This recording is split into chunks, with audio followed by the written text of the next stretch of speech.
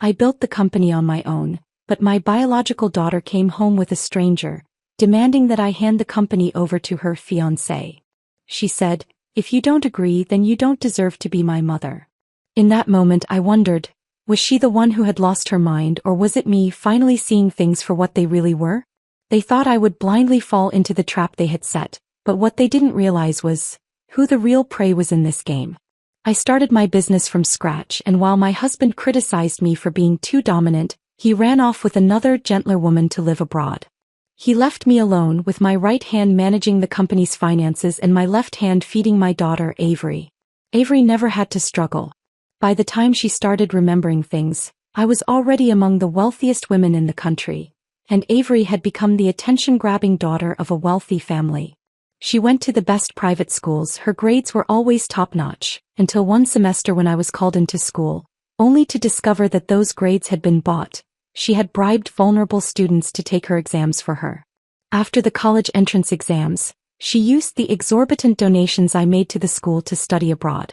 She wrote me letters every month, crying about how she didn't have enough for living expenses. In the end, I found out she had spent all the money on partying and living it up.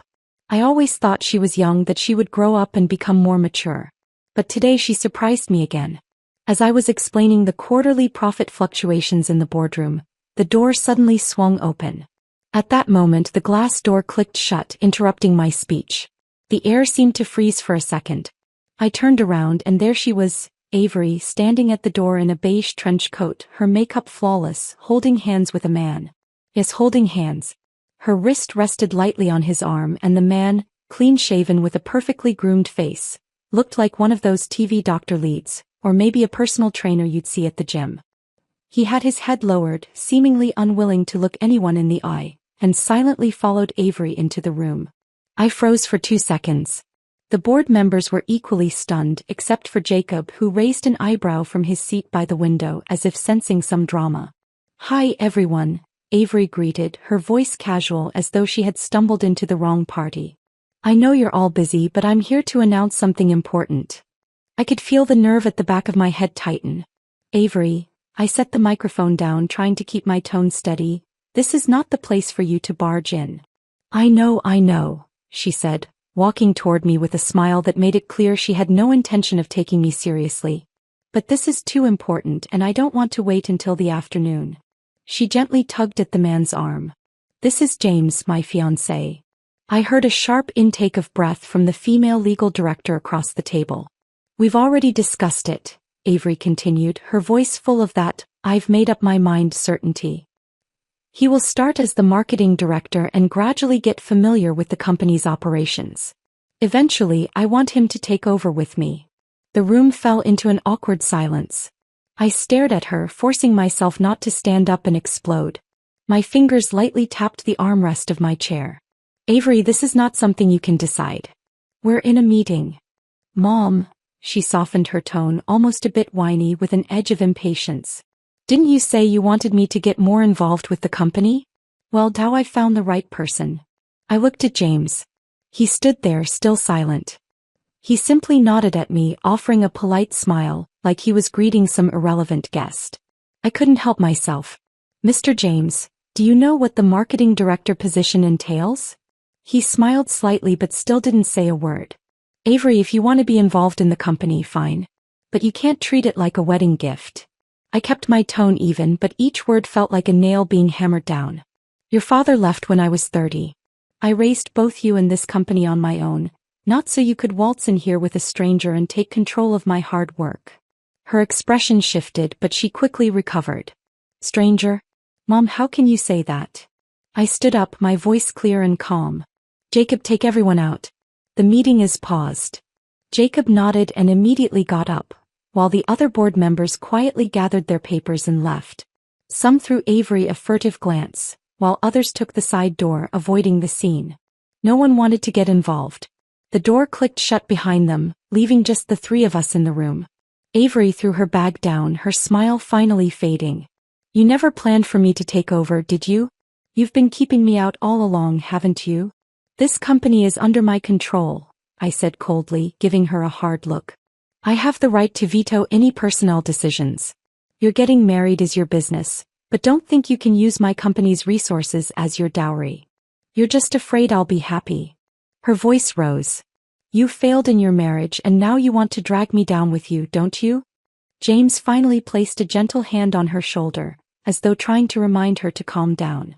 I took a deep breath, not wanting to continue this pointless argument. I reached for the meeting documents on the table. You can leave now. Avery glared at me, her face turning red. You'll regret this. I didn't respond.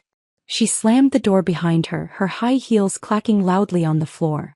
I sat back down in my chair, closing my eyes for a moment. The meeting documents slipped off the table and fluttered for 2 pages, as if sighing with me. I picked up the phone and dialed the direct line. Security, please update the access control list immediately.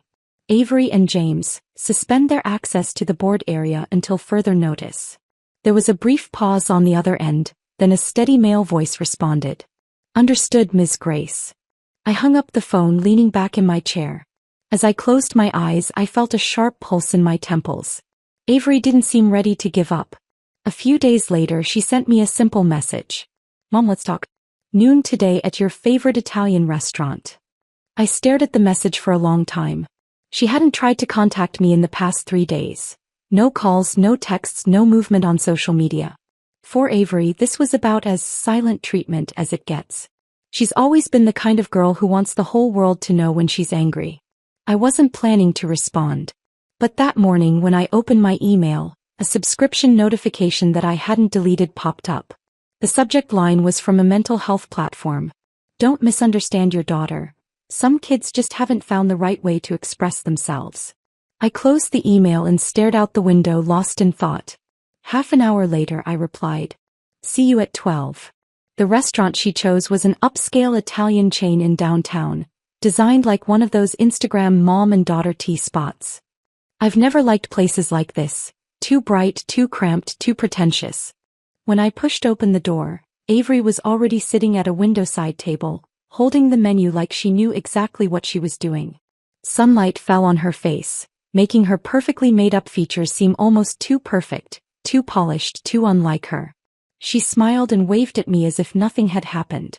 You seem much calmer than a few days ago, I said, sitting down across from her and taking off my sunglasses.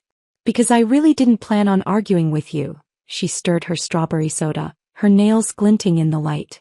I just think there are a lot of things between us that need to be said. She wore what looked like a simple silk shirt, but the price tag would never be under 4 figures. Her face looked composed and intellectual. Only I knew that her fresh from the boardroom look was a facade for how out of control her life had become lately. The day we fought, I had canceled all her credit cards. She'd never been good with money, and there was no way she had much savings left. I didn't order a drink. I simply picked up the menu, flipped through it briefly and put it down again. Go ahead. She smiled, pushing a folder toward me. James and I are working on a new project. I didn't reach for the folder. She opened it herself like she was pitching an investment. We're planning a dating platform aimed at Gen Z. It integrates behavioral data and semantic recognition to determine matching accuracy. This is a completely untapped market. I waited for her to finish before I spoke slowly. Do you think I'd be interested in this? Of course you'd be interested, her eyes lit up. Mom, you were one of the first AI investors in the tech world. I know you always have an eye for the next big thing. I only invest in people who actually know what they're doing, I said flatly. Avery bit her lip, fell silent for a second, and then tried to regain her composure. James has a tech background. He studied computer science in Canada. He didn't graduate, but he has hands-on experience. She turned to a page in the resume, trying to show me something she called real experience. I took the resume, looked at it for a few seconds and then spoke the first words. This resume is fake. She suddenly looked up, eyes wide. What did you say? I stared at her. James has used at least 3 different names since 2011. He was involved in 2 financial fraud cases in Vancouver, though he wasn't convicted due to lack of evidence. His police record is still on file. His second name, John Harris, was even linked to a scholarship fraud case at a university in eastern Canada back in 2008. Her face drained of color. He's not the hardship-turned-success story you think he is, I said slowly. He's a professional conman and his specialty is swindling women out of their money. You investigated him? Her voice rose sharply. Yes, I did. I didn't shy away. She slammed her hand on the table and stood up. You have no right to do this. I'm your mother. I stood up too, my voice lower but stronger. The moment you brought him into the boardroom, I had every right. Her breath became shallow, her eyes reddening. You've never trusted me. Whatever decision I make, you never support it. I stared at her in silence. Then she laughed, bitterly, almost self-mockingly, for a few seconds before grinding her teeth and saying, You're a failure at marriage, of course. You want me to be lonely too. You don't know what love is. You only know how to control. You want me to listen to you? To agree with you? Her voice became more choked. As long as I follow your path, as long as I'm as cold-hearted as you, that's all you care about, isn't it? I finally reached for the folder on the table, standing up. You can choose whatever you want, that's your freedom. But if you expect me to fund a project with someone I know is a fraud, this is not love, Avery. This is enabling. I let my tone shift, tinged with disappointment for the first time. You don't not understand, you just don't want to face it. You're using love to prove that you're not a failure, but at the cost of destroying the future I've built for you. She said nothing. As I turned to leave, I heard the soft clink of her glass cup hitting the table. I didn't look back. When I stepped out of the restaurant, the sunlight was almost blinding. My phone buzzed once. It was a text from Jacob. James's Canadian record has been confirmed, along with some photos. Do we need to contact the authorities to file a formal report? I stared at the screen for 10 seconds. I didn't reply. I knew the timing wasn't right yet. She hasn't woken up. When I got home that day, Maya was squatting at the kitchen door, holding a green onion in one hand and a pack of chicken legs in the other, trying to balance them so they wouldn't fall out of the paper bag. She heard the door, turned around and gave me a smile. Grace, you're home early. I didn't feel like going into the office today. I hung my coat by the door. What are you making? Chicken soup. She gently placed the ingredients in the sink, her movements calm and efficient. It's getting colder. You should have some soup. You coughed a couple times last night. I coughed. I raised an eyebrow. 3 a.m. 12 minutes passed. I couldn't help but laugh. You even remember the exact time? You coughed like a flare going off. She shrugged, then bent down to slice some ginger. Maya was the daughter of my former driver. Her parents died in a car accident and no relatives wanted to take her in, so I raised her myself. She was smart, sharp, and had always done well in school. Over the years, I had invested as much in Maya as I had in Avery. In that moment, I felt the house quieter than it had been in months. A gentle silence, without judgment, without conflict. It made me instinctively take a deep breath. Before I could finish, the doorbell rang. I instinctively thought it was Jacob bringing documents, but when I opened the door, it was Avery standing there, followed by James. My chest tightened, a prickling sensation like a needle. Before I could react, Avery marched in, her 3-inch heels clicking loudly. James stood behind her, neither stopping her nor saying a word. What's this about? Avery marched into the kitchen, her eyes locking onto Maya. Is she part of your family now? Maya hadn't even had time to take off her apron, and when she looked up, her face was full of confusion. Avery? Stop playing the good girl. You've been waiting for me to leave, haven't you? I didn't. Maya took a step back. I immediately walked over, standing between her and Avery. Enough, Avery. Calm down. But Avery was completely out of control now. The next second she raised her hand and slapped Maya hard across the face. The sound echoed against the kitchen tiles for a solid 3 seconds. Maya was completely caught off guard. Half of her face turned red instantly and her eyes welled up, but she stood there, biting her lip, silent. You little gold digger. You think now that I'm out you can take my place, don't you? Avery's voice dripped with venom. I couldn't take it anymore. My hand raised almost instinctively and slapped Avery across the face. It was louder than hers. She froze, hand on her cheek, staring at me in disbelief. I looked at her, my voice low but steady. You don't deserve to be part of this family. That includes the position you once had. You slapped me. She muttered. You slapped me for her. I didn't do it for her. I said slowly. I did it so you'd understand where the boundaries lie. At that moment, the kitchen door sensor beeped and I heard the door being pushed open. Only then did I realize someone was filming. It wasn't a reporter. It was a young neighbor from across the street, standing there with a phone in hand, looking like he'd just hit the jackpot. I closed my eyes for a moment, knowing this was inevitable. There was no escaping the public opinion now. James finally spoke up. "Avery, let's go." She turned, her gaze sweeping from my face to Maya's, and finally landing on the coat James was holding in his hand. She didn't speak, just pushed the door open and walked out step by step. Before she left, she turned and threw one last line, "You'll all regret this." The door slammed shut. Maya stood there, her fingers still trembling slightly. I walked over to her, looking at the red mark on her cheek, and picked up a damp towel. "Let me see." She shook her head.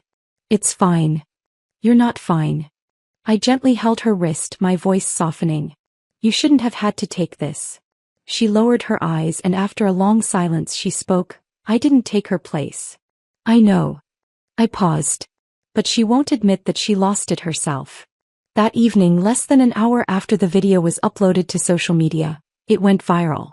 The headlines grew more sensational with each click. Tech queen slaps daughter over adopted daughter's interference. Family inheritance drama escalates. Rich family feud. Who's really Grace's heir?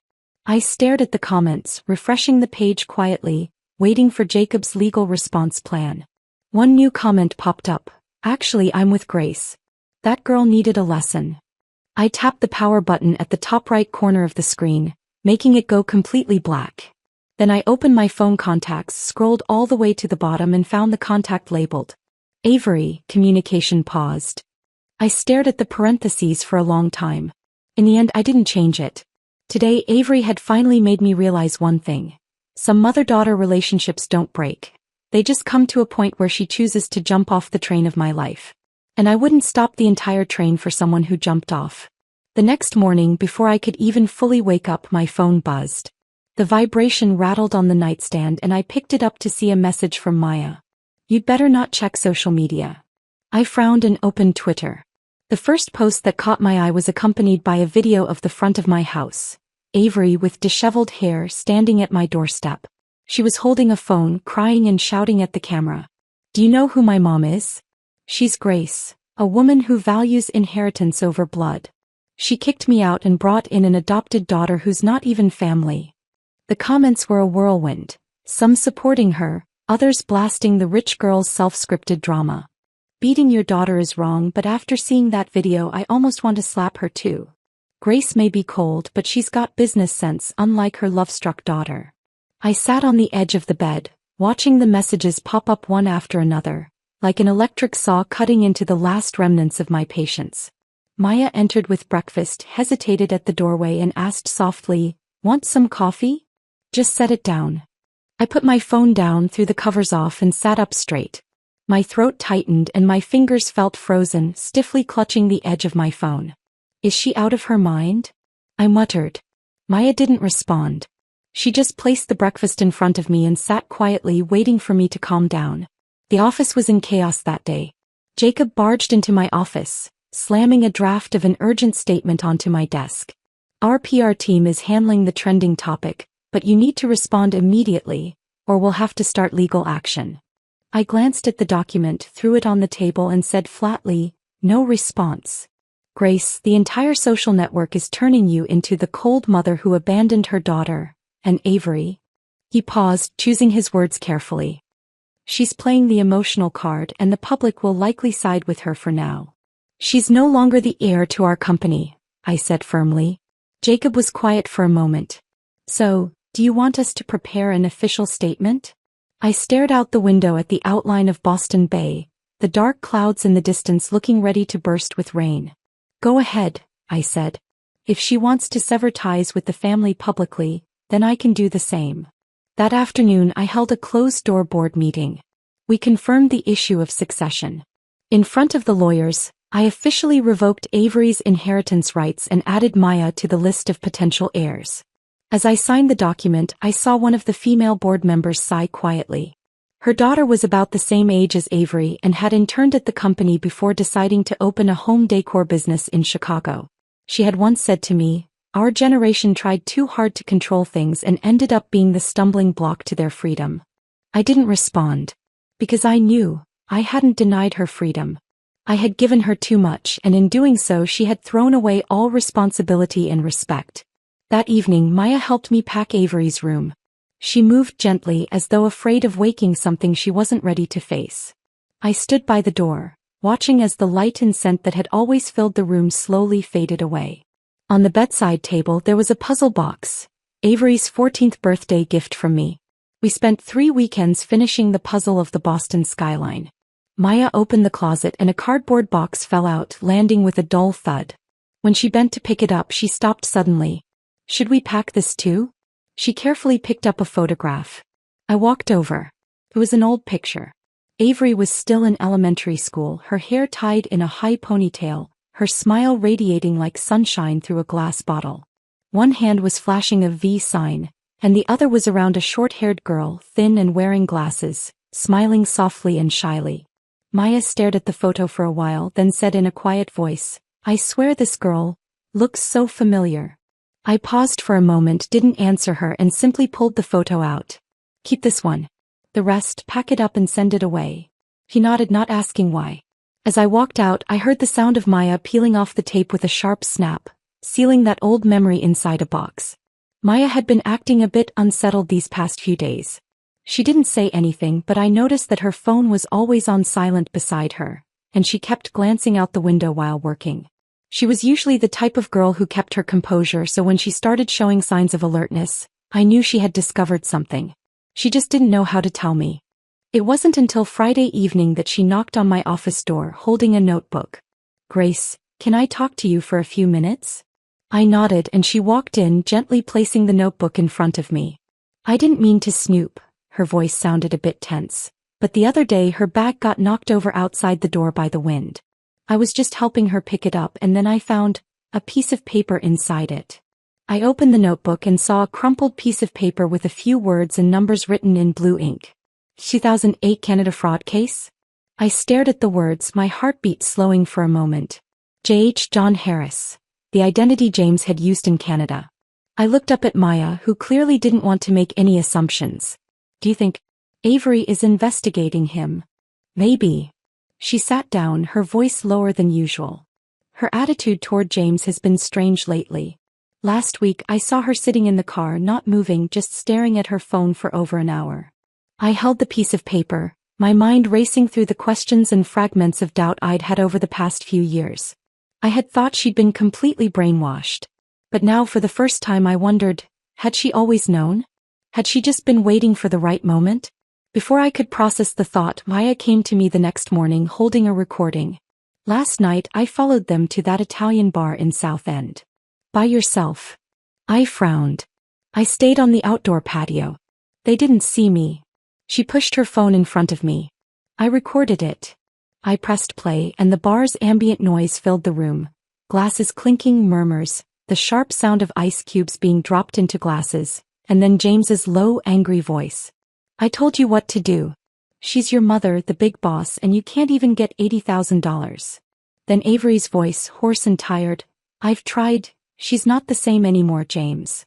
"Of course she's not the same. Look at how she's spoiled that adopted daughter. We don't have much time. If you keep dragging this out, I'm going to find someone else." The recording abruptly stopped. I stared at the phone screen as though I could see the trap James had been weaving all along. I closed my eyes, hit pause. "You weren't discovered?" Maya nodded. "I didn't go inside. I just thought something was really off." I didn't respond, instead walking to the window. The shadows of trees in Boston Common were swaying slightly in the autumn breeze. James hadn't just appeared out of nowhere.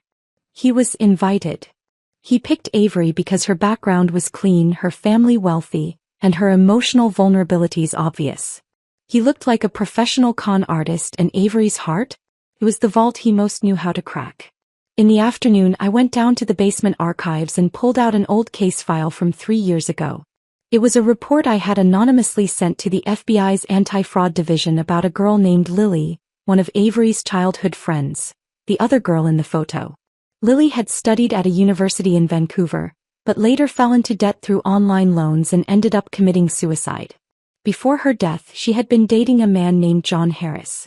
That man, aside from having multiple identities and evading investigation, had left little evidence behind.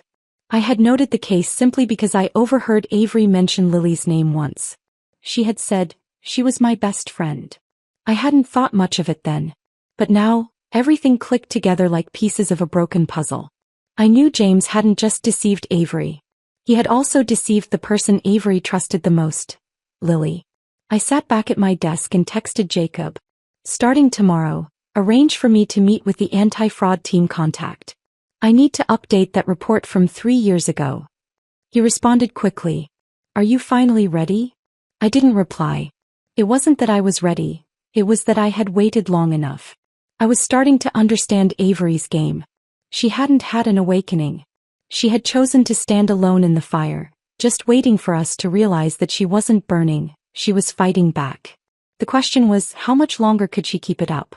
When Jacob brought the old case file from 3 years ago to my office, his expression was complicated.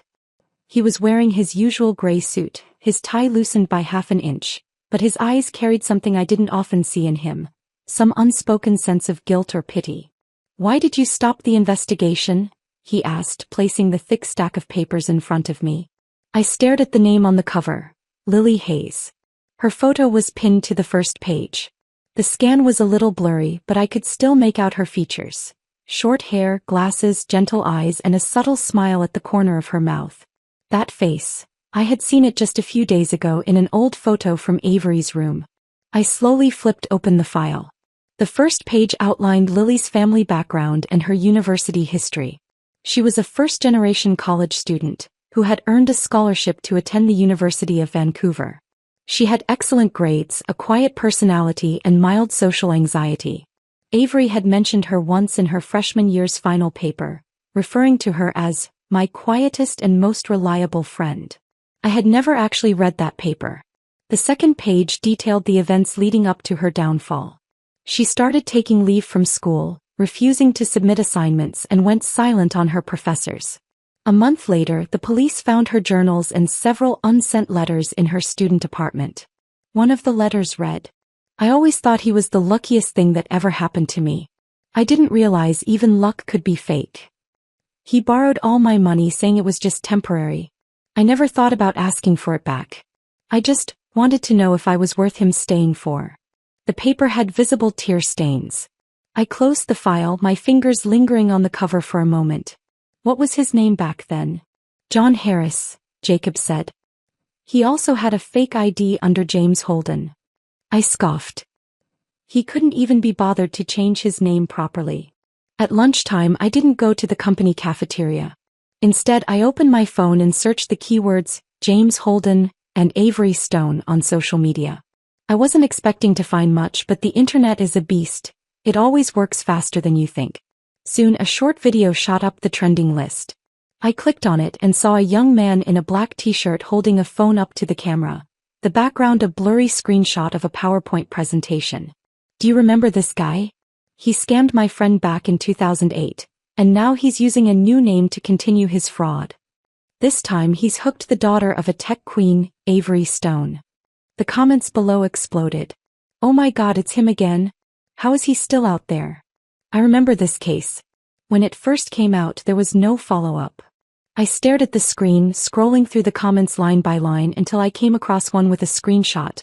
My own video from when I slapped Avery, captioned, "Grace Stone's daughter cries in public. Scammed, slapped, betrayed by the world."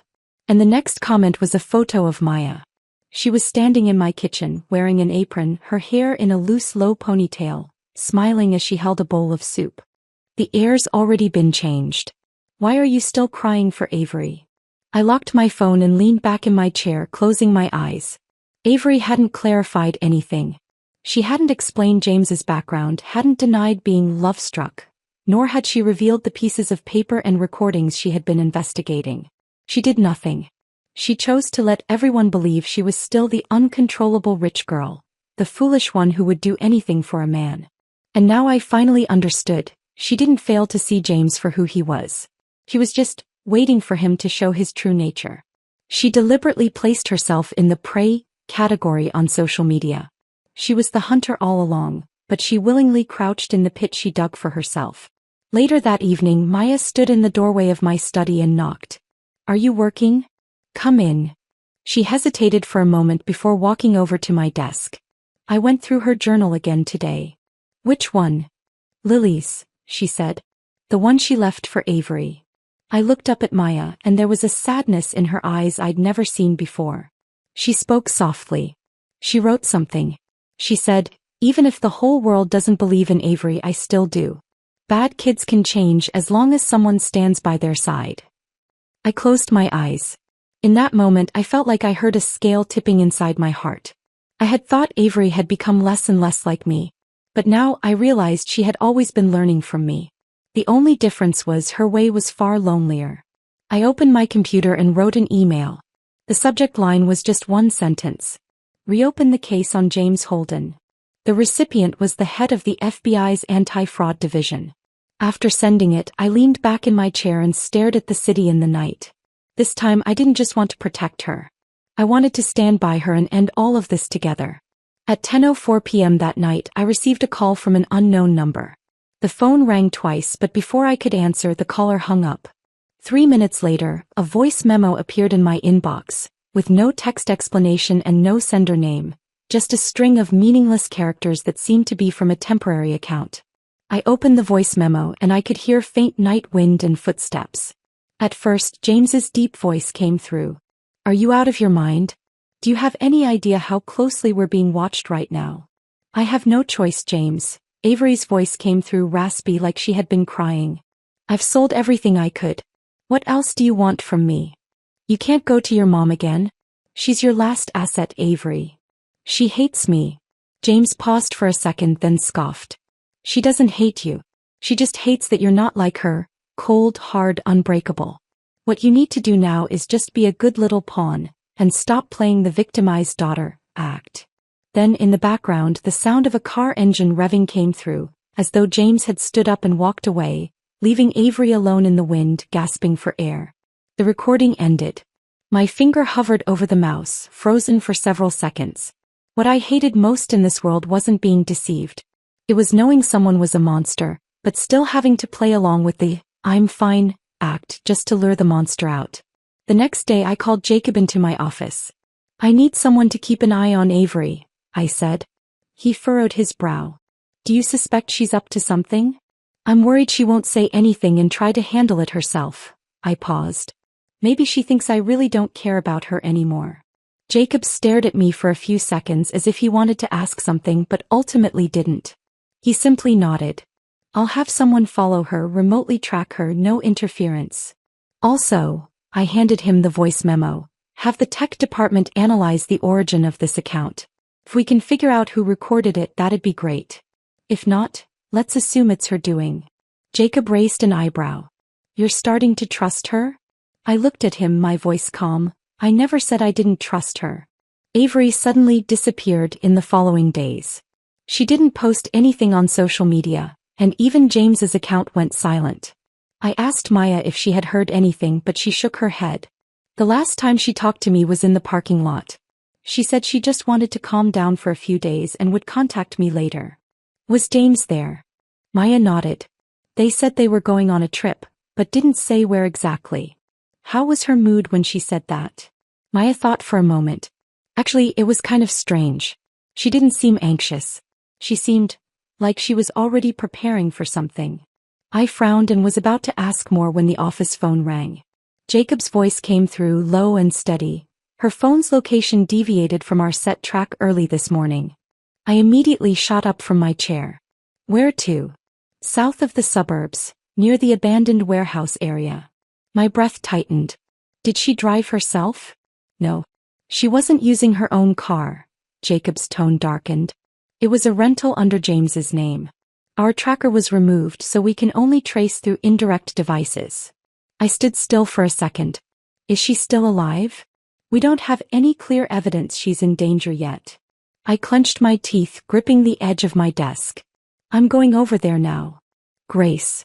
Jacob's voice raised a bit. "You can't go alone. We both know she might be the bait." "If I don't go, she'll really become the bait," I said quietly, "and I'm not standing by again." At 7 p.m. I received a call from Maya. Grace, she contacted me. My heart skipped. What did she say? She didn't say much. Maya's voice was tight. She said she's preparing for the final step, told me not to come near. But I think no matter what, I need to go see her. I was about to advise her not to act impulsively, but Maya's voice shifted. She hung up the phone. She said quietly. But I saw her send a location. It's the last signal from her car. Grace, it's a warehouse James used to take her to. I know where it is. I don't feel good about this. Maya's tone held a trace of urgency. I'm going there tonight. I won't go inside, just watch from a distance. I pressed my fingers to my temples. No, I'm going with you. She paused. Do you trust me? I sighed. Right now, I can only trust you. That night, Maya and I drove in the car Jacob had arranged, heading toward the familiar yet desolate warehouse district. The cold wind howled through the broken walls, the tin roofs creaking like they were mocking anyone brave enough to come close. In the distance, yellowish lights flickered on, and we saw James's car parked in front of the warehouse. Beside it there was an unfamiliar van. Two figures moved back and forth, one tall, one medium-sized, their faces obscured. We parked 100 meters away, turned off all the lights and waited quietly. Maya watched the van and murmured, she really plans to bring them all out. I stared ahead, suddenly realizing that Avery's distress signal was never a scream, it was silence. The quieter she became, the more it meant she was ready to play her last card. This time she was acting and I would be her backstage. We no longer stood as a fractured mother and daughter. We were hunters. And hunters. I sat in the car with the window slightly cracked, the cold air creeping in and sending chills down my neck. Just moments ago I had received a call from James. His voice was tired, edgy, with a hint of undisguised threat. I know you've been tracking us, Grace. You'd better back off or neither of your daughters will make it out. I didn't reply. It seemed like he accepted my silence. You have money. What I want isn't much, $2 million in cash, bring it tonight. I'll send you the location. Don't call the cops, don't try any tricks. I paused for 2 seconds. I'll bring the money, but you have to let me hear Avery's voice first. There was silence on the other end as though he was weighing his options. Then I heard a faint breath, Avery's voice. Mom. Her voice was hoarse, barely audible. Damn. I'll try to hold them off. In that instant my breath caught in my throat. James grabbed the phone. Bring the money, Grace. Or just wait for the bodies to come back. The call ended. In the trunk, there was a metal box containing $200,000 in cash. On the outside it looked exactly like the real thing, but inside it was rigged with a tracking chip and remote audio sensors. Jacob and the special task force had already positioned themselves behind the warehouse, ready with everything from drones to ground tactical teams. Grace, Jacob's voice came through my earpiece. We're ready as soon as you make your move. I opened the car door and the cold air rushed in, filling the car. Maya grabbed my sleeve. Are you sure you can go in alone? I nodded. He only wants to see me.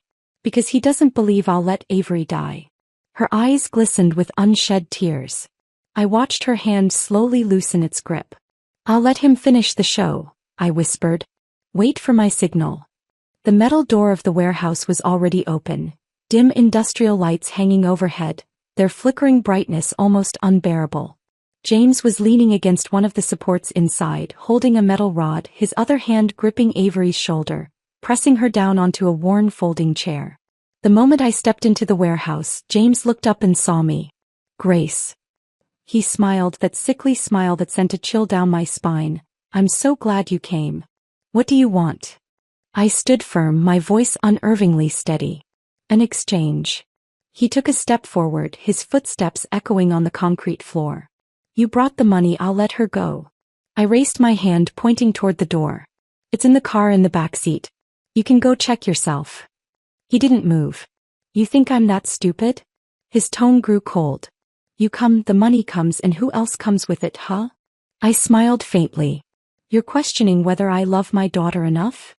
His gaze flickered and suddenly he jerked Avery out of the chair, one arm locking around her neck, the other pulling out a folding knife and waving it dangerously near her neck. Say another word and I'll make sure she doesn't see tomorrow. I stared at him expressionlessly. You think you've won, I whispered, But from the moment you stepped into my house, you've already been dead." He froze. In that instant, the lights around the warehouse buzzed to life. The ventilation grates opened and a drone descended from the ceiling, its red dot aimed at James's neck. "FBI." A booming male voice echoed from the rear hallway. "Drop your weapons. Hands up. Get down on the ground." James's eyes flickered between panic and anger. He hadn't realized he wasn't the hunter, he was the prey. He shoved Avery aside, trying to escape through the side door, but a tactical officer had already leaped forward, knocking him to the ground and expertly cuffing his hands behind his back. Avery collapsed to the floor, gasping for air as if the tide had swallowed her.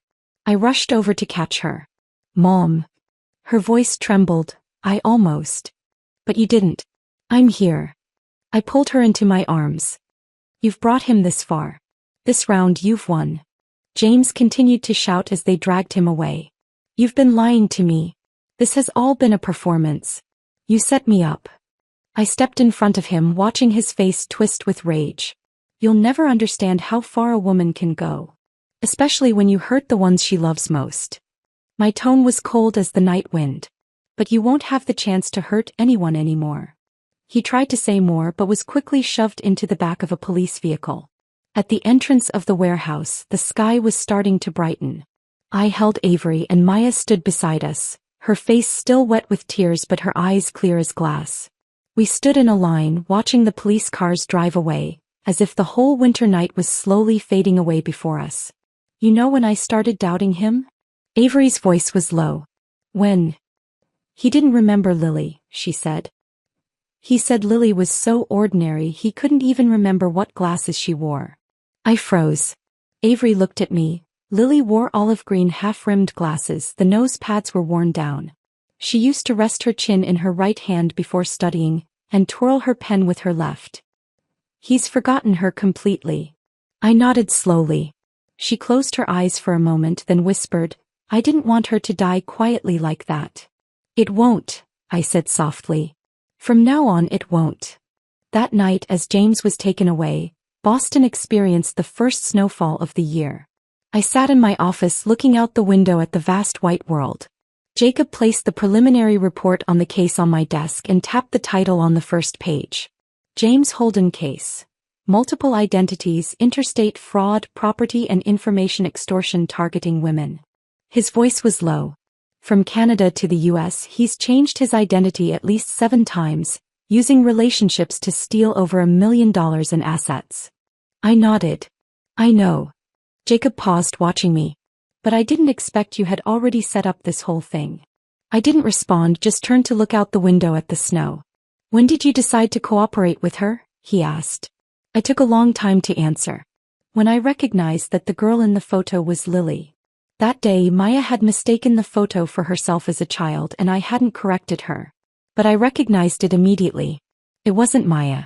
It was Lily, Avery's most important friend from college, someone she had never truly said goodbye to.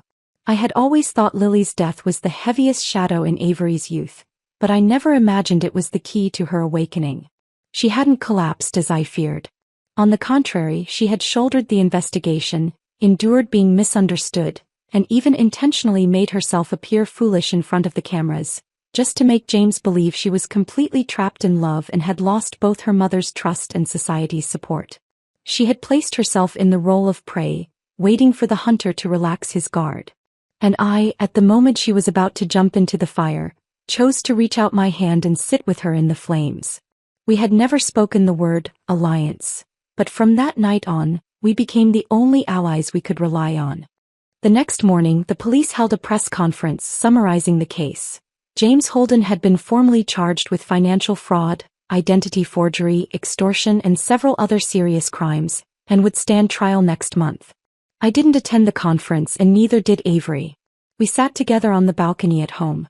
Maya had made hot cocoa and Avery and I each held a cup, a shared blanket draped over our knees. The snow fell gently on the railing, the sunlight just right. She looked at me and whispered, "Do you know what he asked me at the end?" I turned to her. "What?" She smiled, her eyes half cold, half sad. He said, "Didn't you already stop believing in me? Why are you still playing along?" I took a sip of my cocoa, waiting for her to continue. I didn't answer him. I just wanted him to die never understanding. Women don't forgive out of stupidity. We collect the evidence for the final blow. I smiled softly. You know who you remind me of? Who? Me, I said. The kind of woman I wanted to be when I was younger. In the afternoon, Maya took out an old box, saying she had found it while helping Avery clean her room. The box wasn't large, sealed with clear tape, and inside was a stack of thick papers and a few yellowed diaries. The top page was a letter handwritten by Lily. Dear Avery, if one day the world feels too noisy and too bad, remember you're never alone. Even if you don't contact me anymore, even if you doubt yourself, the kindness you've given me will always be my best memory. Avery read the letter, her fingers trembling slightly as tears silently fell onto the ink. I didn't stop her from crying. She was crying because she no longer had to carry the "I need to win" shell. She could finally be a daughter, a friend, a woman who could move forward with her memories. At dusk, I received feedback from the police. James would face federal charges with a sentence of at least 20 years. I turned to Avery. Is there anything else you want to do for her? I asked. She nodded, her gaze clear. I want to set up a fund in her name. To help girls who have been controlled, deceived, and silenced. I smiled. Then let's do it together. She looked at me. Together. Of course. I nodded. Together. In May of the following year, spring seemed to arrive a little later than usual. The weather was unpredictable, the wind carrying the dampness of the harbor, as if the city was hesitating whether it should let people shed their coats. But the flags were already raised at the school entrance, with banners hanging between the red-brown academic buildings, students in graduation gowns laughing on the lawn. I sat in the second-to-last row of the audience, holding the ceremony schedule, her name printed on it. Avery Stone, Bachelor of Arts, Psychology, delayed graduation. Her name was placed second to last. She had deliberately chosen that spot. She said she didn't want to be the center of attention right from the start, nor did she want to overshadow the others at the end. She just wanted to quietly finish something that I never thought I could finish. When she walked out from the aisle beside the podium, wearing that deep blue graduation gown, her steps firm, her gaze clear, I almost didn't recognize her. This wasn't the girl who had stormed out of the boardroom, slamming doors and shouting. This wasn't the girl who had sobbed and screamed in front of the camera, the social media focal point. This was a woman who had truly weathered the storm. She knew when to be soft and when to be hard. After the ceremony, she found me in the crowd. When she took off her graduation cap, it was as if she had woken up from a long dream. She handed me a photo, one of her and Lily when they were little. The photo had been wrinkled but was now placed in a transparent sleeve.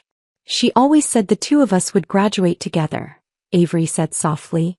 Now she's finally here. I looked down at the photo of the two girls, one lively and cheerful, the other shy and gentle. They were sitting on the steps of the library holding a thick stack of books, their faces pressed together, smiling.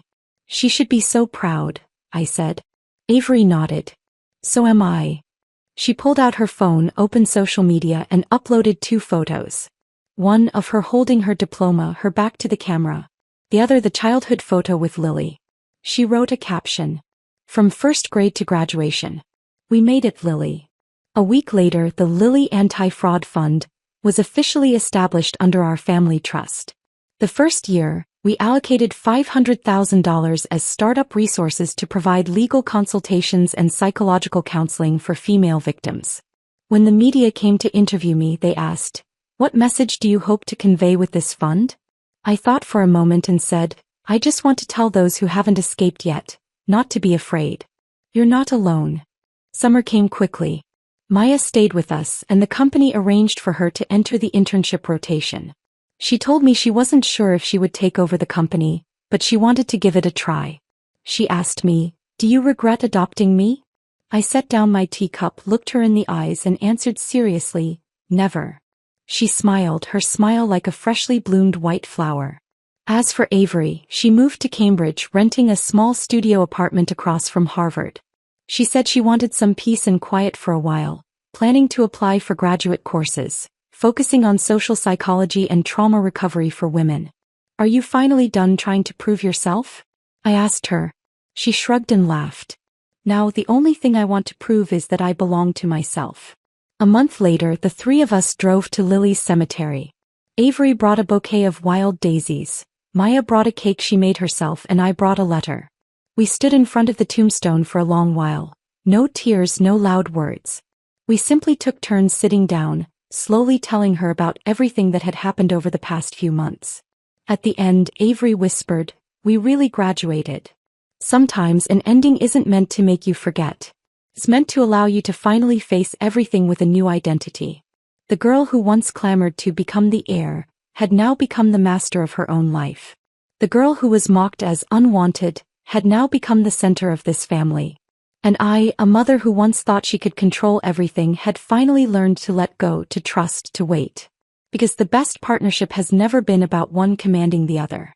It's about each of us growing, and when the time comes, turning in unison, silently understanding what the other needs. We've all graduated. The two of them. And me.